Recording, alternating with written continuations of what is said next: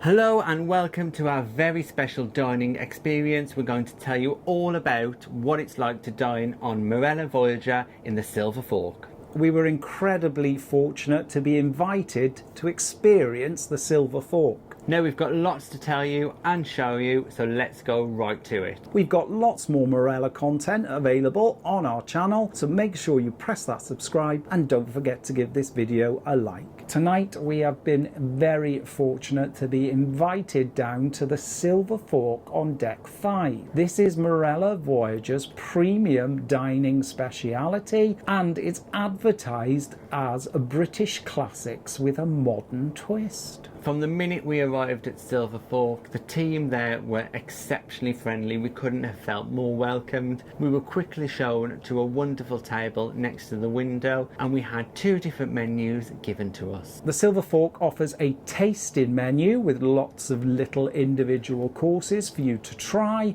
and also a normal standard menu where you can pick your starter, main and dessert. So after much deliberation, myself and Tom decided to get an authentic Silver Fork experience with multiple courses and dishes that we go for the taster menu. Now the tasting menu does come with wine pairings, so we're really excited to try what the team at Silver Fork has to offer. We might be merry by the end of this meal. It was a very relaxed and calming atmosphere in Silver Fork. The tables are decorated beautifully with a very elaborately folded napkin. The window seat we had was perfect and the sea was so calm. Such a beautiful setting for a fantastic little venue. After we finally decided on the taster menu, they brought us over a beautifully decorated bread roll with some smoked butter. And as he lifted up the dish, there was this puff of smoke and it did smell delicious. And then we were on to the main event. Let's start off with our first course, because as we said, these meals are unusual. They're a twist on a British classic, and the first thing that we had was an appetizer, which was pork scratchings. Now this was served on a small ceramic dish with pork scratchings in small pieces on one side and salt on the other. And what we were told we needed to do by our waiter was sprinkle the salt over the scratchings and put it in your mouth like a shot. It was incredibly flavoursome and tasty.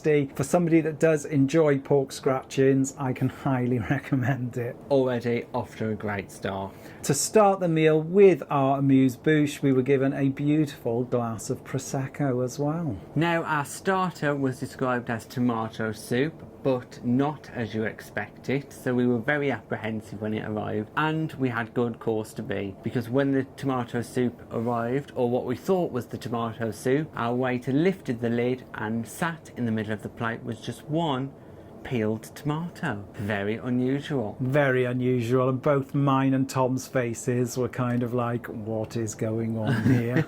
To the delight of the waiter, it did make him chuckle, our reaction. It wasn't long though before the waiter then arrived with a red teapot, and he quizzed us about what colour we think tomato soup should be, and to our surprise, when he poured it into our bowl over the tomato, it was actually white. White soup. Now if I'm honest, it did not look very appetizing at all. He did add some olive oil powder and also some herbs, and overall it was thoroughly enjoyable. I was incredibly surprised at just how tasty the soup was. It was a real treat to begin the meal with, something totally unexpected, so very, very pleasant surprise. With the soup, we were also offered a glass of Chardonnay, which we kindly took them up on. After the successful white tomato soup, it was then on to the second course, which was foie gras served with pickled mushrooms and a crispy chicken skin.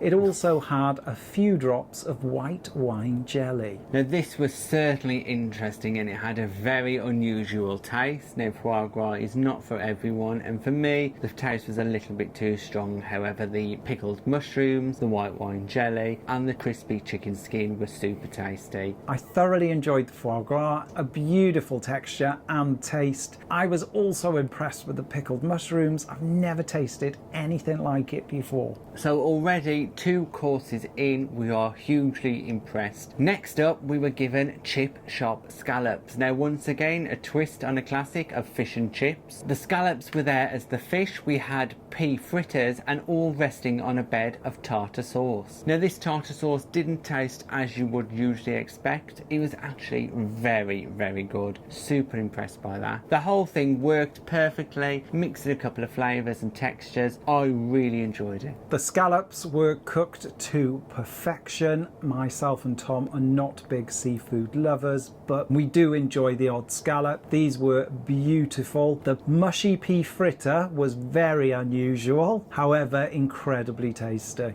This meal was paired with a glass of Chardonnay. And then it was on to our sorbet course, and this was equally as impressive, and I have never seen anything as green as this before. Yes, the name of the dish was apple a day, and it was an apple sorbet sandwiched in between 2 dehydrated pieces of apple with small cubes of vodka apple on the top. The taste was glorious, incredibly refreshing. There was a strong taste of apple, and those cubed apple vodkas were delicious. Up next was the main event for us of the meal, and something we were both really looking forward to. And I've got to say, before we even talk about it, this is the best beef Wellington I have had on all the cruise ships we've been on, and we've had quite a few now. Easily hands down the best. This was a traditional beef Wellington served with truffle oil and parma ham. Absolutely blew my mind. It was so tasty. It was also served with fondant potatoes, a spinach puree and carrots done 3 ways, but one of the best accompaniments was the Yorkshire pudding. As this was a taster menu, we were not expecting a full-sized beef Wellington. When it came out onto our plates, we were incredibly impressed. It was huge. The beef itself was cooked to perfection, slightly pink in the middle, just as we like it, but the taste of the pastry and the parma ham really set it off. We thoroughly enjoyed it, and we both finished the lot.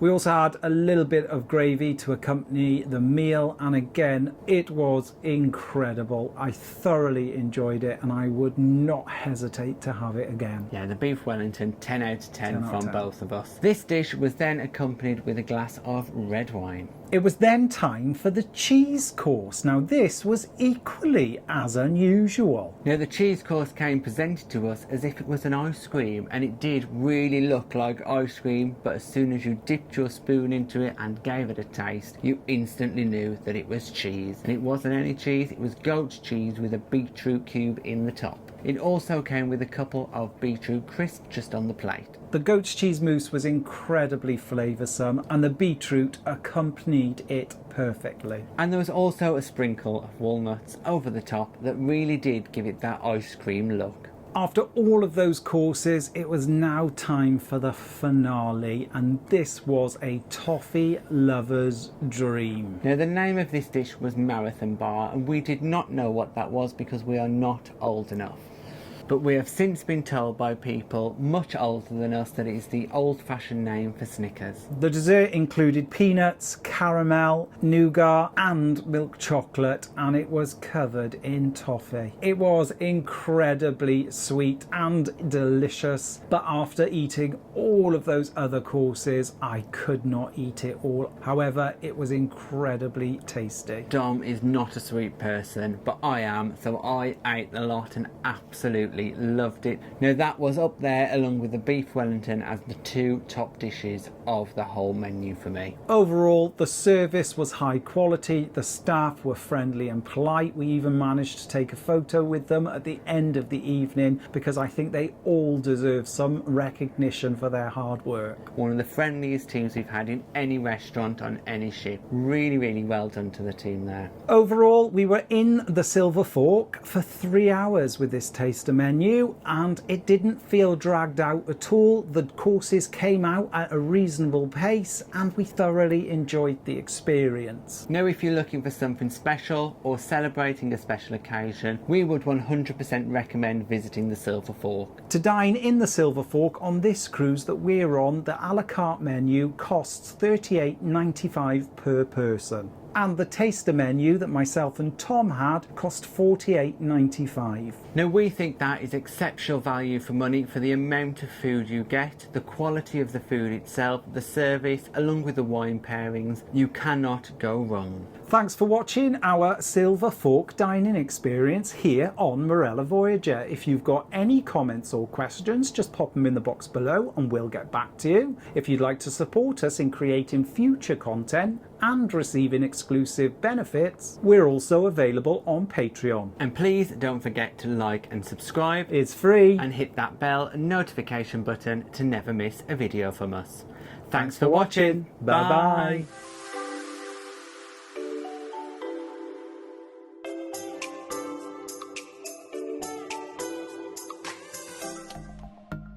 Thanks for watching. We've got lots more content available on our YouTube channel, so press that subscribe button. If you're interested in receiving daily updates, we're available on most social media platforms. Just search for Tom and Dom Travel.